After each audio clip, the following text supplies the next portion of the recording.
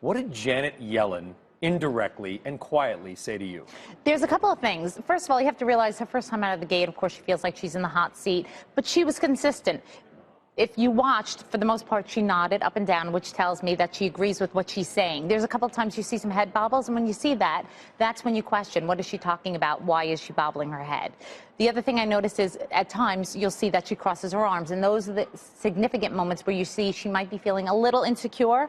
Maybe she's feeling a little bit under pressure. And if you notice some of these times, you'll also see her eyebrows change. So in one of the clips that we watched, you know, her arms cross, the eyebrows go up, and that's a sign of insecurity. What? Can I ask a question? Yeah. Because there was some comment among some of the Fed observers that I was going back and forth with that she was much more secure when she was talking about monetary policy than financial regulatory policy. I don't know if you were able to see were there body language differences when she was talking about Basel III? Yes. And that kind of stuff. There was a little bit of a difference, we thought, in how she approached those issues. It was not a little difference. It was actually tremendous, because every time she tried to talk and she got cut off, you saw the frustration and the anxiety go up. It crept upwards. When you talk about being cut off, this is a question for you, Steve. Yeah. Do you think to a certain degree they were maybe being a little bit harder on her because it was her first time? I'm going to interrupt you now, Mandy, as an example of it is. No, I do not. Being cut off can be is incredibly easier. frustrating. What does that say about me? No, I'm doing that for a reason, to make a joke, sort of.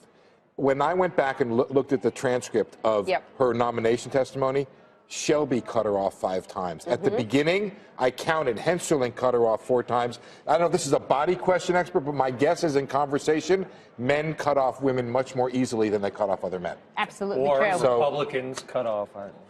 But that is a stronger point. I mean, will you think there was a little bit of politics there? I think there's something to watch over time. So gender is a strong point, though. Gender is a strong point. We were actually talking about this in the makeup room of all the very gender-specific places to be. But how do you think, from a body language perspective, she's handling all of that pressure? She did really well. Again, at any point you're going to see, she's been doing this for a while, you're going to see points of anxiety leak out. But she was consistent for the most part. I thought that she did really well for the first time. And one of the things you have to realize with her is she does have, if you see her face, look at her mouth, it's asymmetrical, it's slightly off. So people are always going to prejudge her based on her facial expression. Why? If you watch her mouth, a lot of times when you see a mouth move in certain positions, my job is to tell you that meant contempt, that meant anger. With her, you have to recognize that's one of her normal behaviors, so you can't judge her on that. I want to make one observation. My mouth my mouth turns down naturally. Downward mouth, and that's. I've had a number of broken noses, so I'm all messed up, and people are always asking me, thank you, why I'm angry. Yes, that downward mouth. And I say to them, I'm not angry. I'm